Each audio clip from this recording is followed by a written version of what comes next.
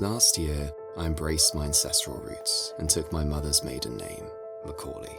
Not to be confused with Macaulay or Macaulay. Think Macaulay like iconic 90s film star Macaulay Culkin. Clan Macaulay has its origins in the Highlands, with its last chief, Orny Macaulay, I know, dying around 1767, leaving a vacancy for a new king of the clan. If only. Printed on the Macaulay clan crest is Dulce Periculum, meaning dangerous sweet, and with the terrain of the Western Highlands, failing to live by such a motto is simply failing to live. With my best friend celebrating her wedding in Scotland this spring, I felt I should take the opportunity to explore this land from which my maternal grandfather and ancestors before him originated, and discover what the northern third of this united kingdom has to offer. Along a single-track railway from Glasgow to Oban, I found a remote little station lying at the base of a Munro, home to one of the small handful of train derailments the UK has seen this side of the millennium. This forgotten railway line, used by no more than 2 carriage trains, takes its passengers through the Trossachs National Park, offering stunning views of Loch Lomond. 2.5 hours from Glasgow lies the station from which I disembarked to begin my explorations. This is the Falls of Crooken.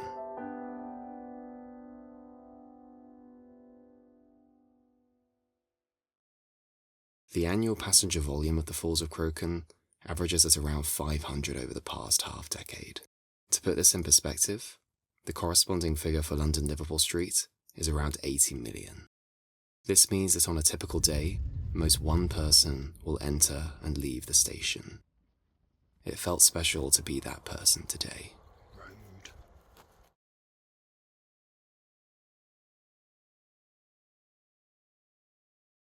This tale begins several yards below the railway station, in Scotland's longest freshwater loch. With several islands to explore, some including castles, and being only spitting distance away from the Falls of Crooken, it would be criminal not to have a meander. And there was only one way that this could be done. I'm here at Loch Awe in the Scotland. Pretty, isn't it?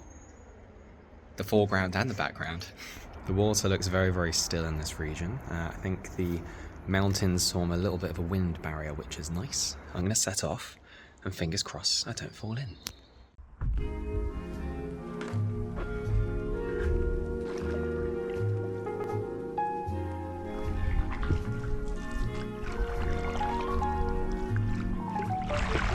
The water was calm at the start of my venture, though with my drone and my day bag, I'll admit it took some confidence to brave standing up should I lose my balance. Nevertheless, I took the leap of faith and maintained this stance until a short while later, when the water grew choppy.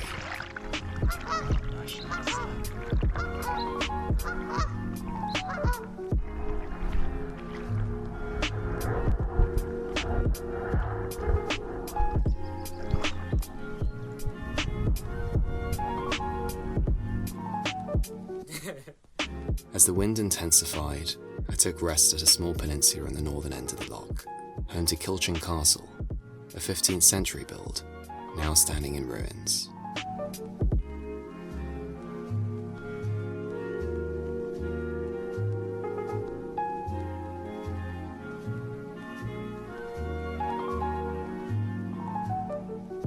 As the weather settled, slightly, I then set off again to explore a new island.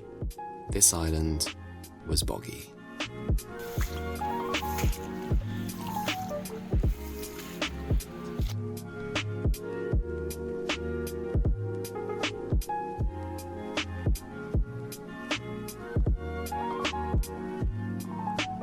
I then returned to my starting point for a hearty packed lunch and continued to explore.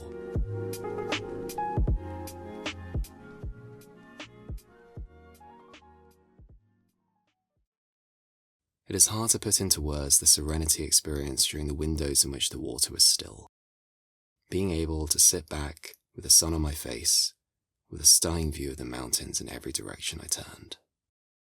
I thought I could be in Austria right now, in the Alps, or perhaps even the Andes, but then concluded, I'm here, and here is where I'm happy being.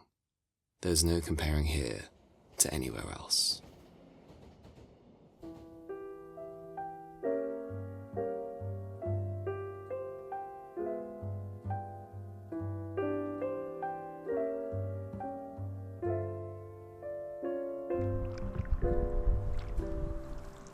Well, here I am, enjoying, I think, an early sunset because the sun's about to go behind a mountain. I nearly left earlier because I got cold and because I thought I'd had my fill. I'm very glad to have stayed out because this is very peaceful. Set the Canadian geese. Wankers.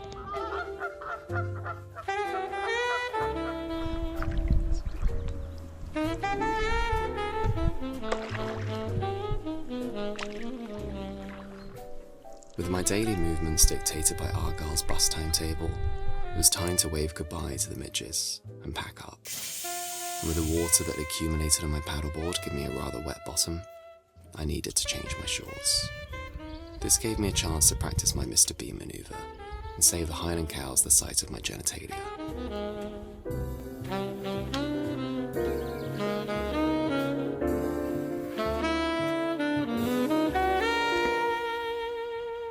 And with that, I set off home for the day. I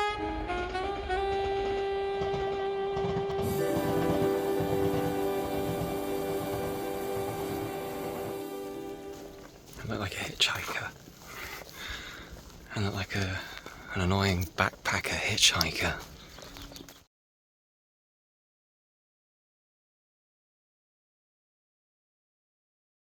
Having checked out the route downwards from the Falls of Cruachan, it was time to explore the route upwards.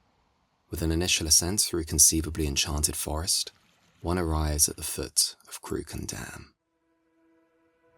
Opened by Queen Elizabeth II in 1965, the dam can hold 10 million cubic meters, more water than the entire Grand Union Canal, twice over. The construction of the 316-meter-long dam took 6 years to complete and cost the lives of 36 men in the process.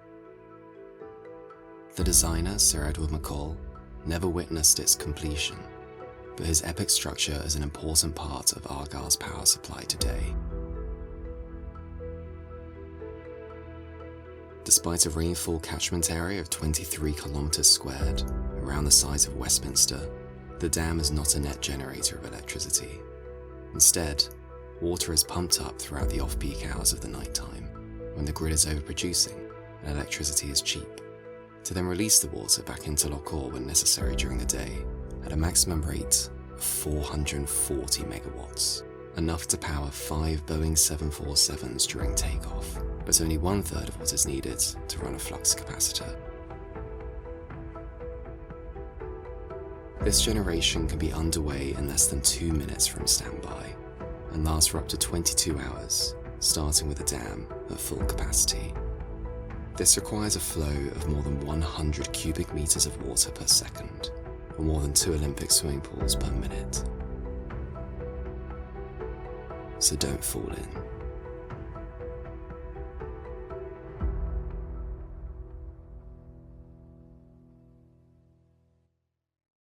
I'm sweaty. Just me in a big dam. That sound, it's coming from here. I'm gonna guess it's some sort of electricity being generated.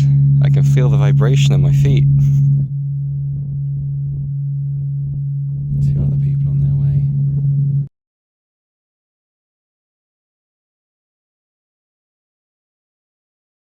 In the vicinity of the dam, one can find many a mountain goat living their best Highland lives.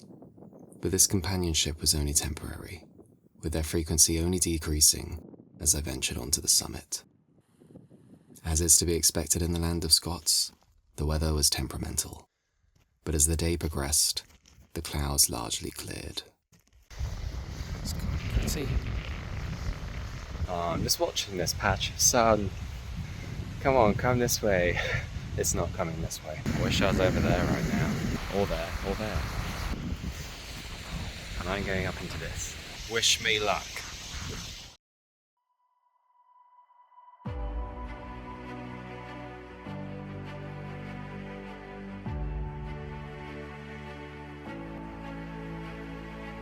The journey continued, and as I ascended, it dawned on me that I was about to reach the peak of my first ever Monro, a Scottish mountain towering over 3,000 feet. With my uncle having probably done about 100 of these, I have some catching up to do. Nevertheless, one needs to start somewhere, and I'm happy that this was my first.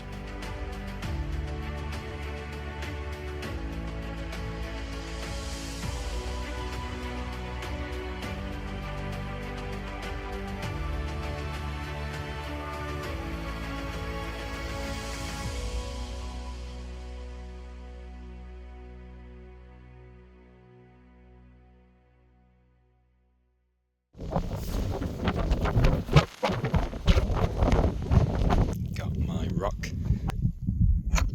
Ta-da! It is hard to explain why it took me until my late 20s to start exploring Scotland. Not just because it is arguably the most beautiful part of the United Kingdom, but because it is my heritage. A heritage that I am proud of. And I know my mum is proud of it too. The most fragile, precious thing in this world is life. The only thing no one would ever trade. You cling on to it with everything you have, because it is all of you, and you'd never just let it go. But instead, we let it waste away, like grains of sand slipping between our fingers, until eventually, it's all used up. One day, a mere speck remains, and all you're left with is the memories of what once was, and the fantasies of what might have been, and what you never made the time for. This life, these grains of sand, they're mine, and I intend on remembering each and every one of them.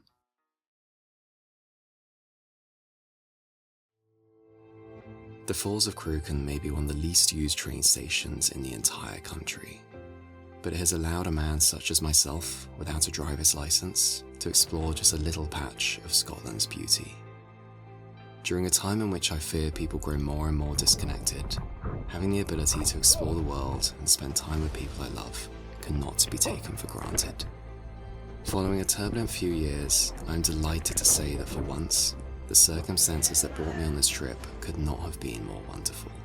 I started this journey by catching up with old friends, and making new ones, as I witnessed two people I love getting married, and I ended it by adventuring with more people I cherish. Scotland, you only rained on 3 out of the 11 days I visited, which I know is a real win for you, so I'm thankful. I will be back again next year, and we will experience something very special together.